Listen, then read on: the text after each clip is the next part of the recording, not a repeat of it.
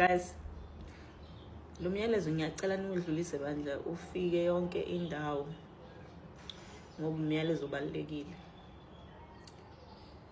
Mhla 30 June guys akulona usuku lokuthi siluthe.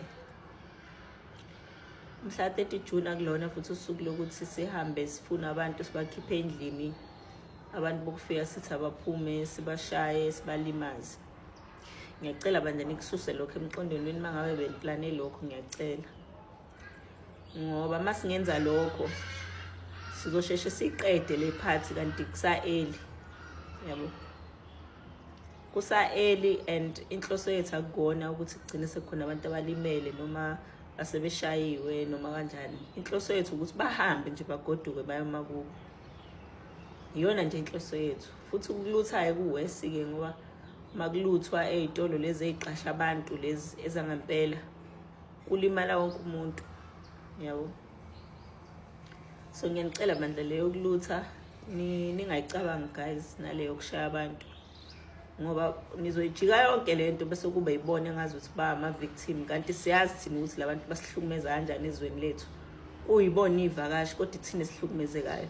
So naqala nje nakwenza lokho umhlaba wonke uyobusa ubone ngazi ukuthi vele thina sisukela abantu aba innocent kanti anginjalo. Siyazi thina inkinga esibhekana nazo ngenxa yalabantu. So ngikhumbula nje ngo2021 khathi kukhona lokulutha lokho akwenzeka. Abangaziyo ke bazosho even nangaleso sikhathi ukuthi mina umuntu oqala nqa owasebenzisa wona futhi social media ngahamba ngathi mina kubantu asamso clean endaweni zethu emalokishini esaqala kaMashu ngabona nezinye indawo ke iqala zithi ziyaklina nazo endaweni zabo. Kwakudabukisa mfethu ungena kuleza idolo Shoprite obani ospa ubone nje umonakalo siwenzakalile till today ezinye idolo akazi zize recover from lokho. Abantu abahlupheka yithina. Azange kuze kuhlupheke labantu labo bese sibaluthela. Kwahlupheka thina. Yabo, singasakwazi ukuthenga amagrosa, abanye abasanazo ngisho indawo zokukhipha imali sefanele baye kude.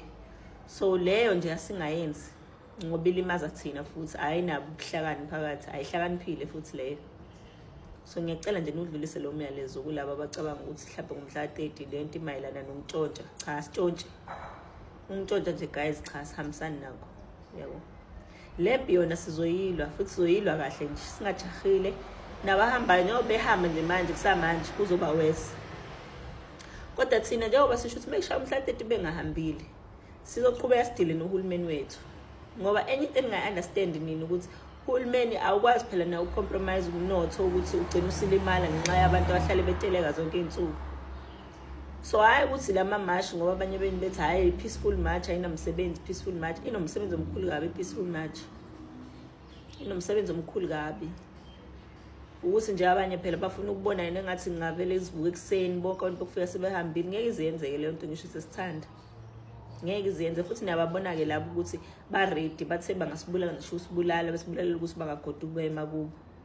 So akubo yibona benza lawo maphutha.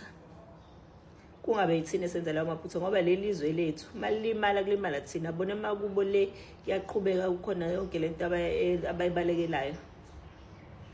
So nje ngicela ukunidlulisela kakhulu umyalezo okucela bafethu siyacela bandla. Mhla 30 thina silwa nohulumeni. Aqaqe lokho ukuthi silwa nobani silwa nohulumeni.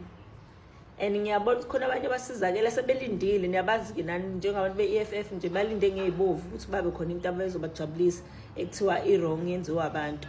Ningabaniki lokho ngoba asinandawo vele sebetshengisile ukuthi abekho esidini labantu bala eSouth Africa. Nabanye ke nabo abantu bokufika bahleli balindile bakhipha ingovolo balinde ukubona ukuthi yini wrong esoyenza ukuze bezogijima bebe ama victim athi nabazi bayathanda nokuvela ko TV bekhala beqamba amanga. Vele futhi ngomhla 30 bazo create ngisho istory abanye bethi beshawe bengashawanga benze wonke ama performance la. So kuzomela sibe clever nathi sihlakaniphe. Ningabaniki nje into bazosizakala ngayo. Ngiyacela abantu bakithi ukulutha nje no.